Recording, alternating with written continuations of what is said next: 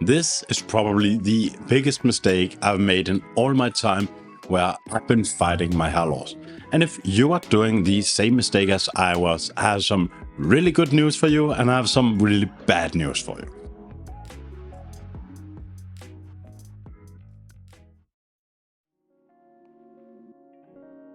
This is something I really regret to this day, and I only just realized my mistake recently.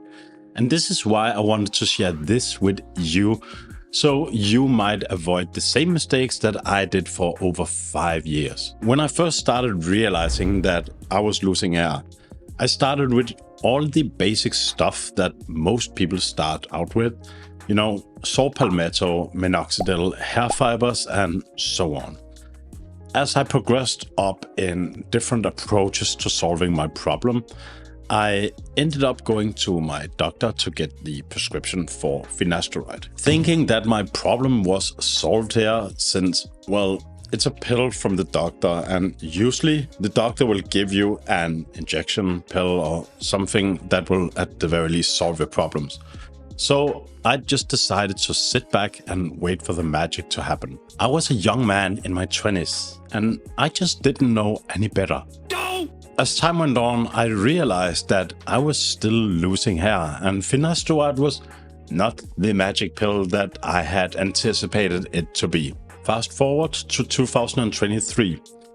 I've spent a massive amount of time researching hair loss through studies and different forums. Also, getting my Master of Science degree might also have helped me understand the publications better, and overall more knowledge made me look deeper into comparative studies of the options that are out there. I used to always believe that my doctor knew best, since he had a master's degree in medicine and I didn't. But now I realize that doctors mostly are trained to follow a protocol laid out by the government and the regulatory organs of the medicinal industry. This is also why in Denmark, where I used to live, finasteride for hair loss would cost 12 times the amount that the same finasteride for benign prostate hyperplasia would. We're talking 50 euros for 30 pills of 1 milligram finasteride for hair loss and around $20 for 30 pills of 5 milligrams finasteride for benign prostate hyperplasia at the same pharmacy.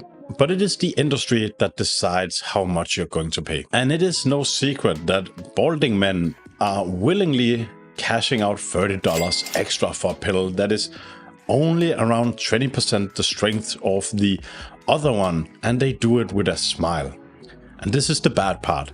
A lot of us have for a long time believed that it was all about the FDA approval and whatever our doctors said.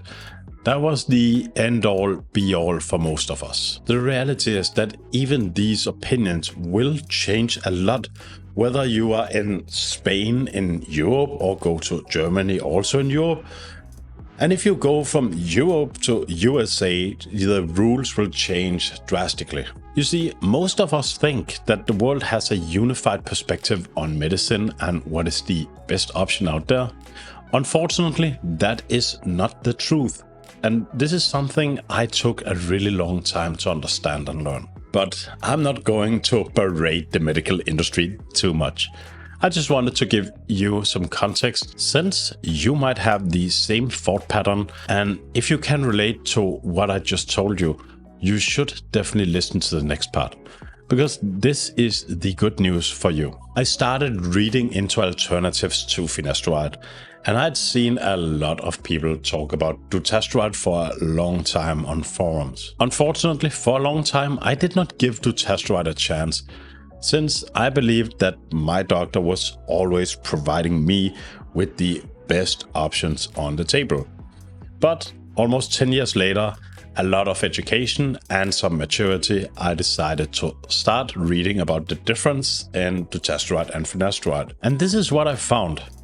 Not only is dutasteride 100 times stronger than finasteride when it comes to inhibition of the enzyme type 1, it is also more potent at the type 2, and the new mysterious type 3 we recently agreed also is present in the body. On top of that, it is 2.5 times faster than finasteride in producing visible results when it comes to hair loss. With all this new information and my shattered view on finasteride in comparison to dutasteride, I decided to get my hands on this stuff. If you want to know how I got this, I have a video where I talk about how I got dutasteride in Europe, even though it is extremely hard to get your hands on here, so just search my channel for that video. So today, it's almost 3 months since I went from finasteride to dutasteride, and this is what I have experienced so far. Almost 0 side effects. The only thing that I got is a bit of a flare-up in my right nipple after 3 weeks, but I took 1 8X. It went away, never got back, so I honestly just wrote it off as hormonal imbalances, switching from finasteride to dutasteride. I haven't had anything else to complain about. No erectile dysfunction, no mood swings. My pump in the gym actually seems to be better. And I feel overall more energized than I used to be. Of course, that might be from the reduction in conversion of testosterone. But what about my hair loss? I can say for sure that my hair looks much denser after the 2.5 months I've been on dutasteride. It feels like finasteride combined with RU58841 was enough to keep things at bay, but I still had a lot of ups and downs. When I switched to dutasteride, my hair have seemed to get much more healthy over the past couple of months. My hair started to get a sort of puffiness they haven't had for over 10 years almost. And it doesn't feel as thin when I run my fingers through my hair. So it is definitely doing way better now. But this is why I also realized that it might have been my biggest mistake to take the first option for granted and just not realizing that the first option is not always the best option. Even though it was working to some extent, it doesn't mean that I shouldn't have looked for a better alternative. It is kind of stupid, since when it comes to the topical solutions, I have gone off RU58841 to test out several other candidates like KX826, CB0301, Redensil, and so on.